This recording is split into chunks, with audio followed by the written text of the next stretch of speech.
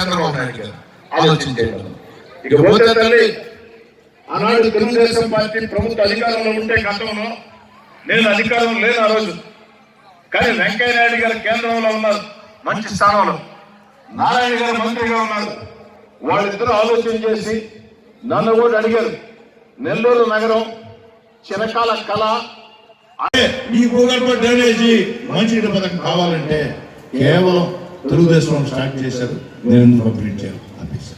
ఈరోజు మీ అందరికీ మాట ఇస్తూ ఉన్నా, మనం జూన్ లో ప్రజల ఆశీస్సులతో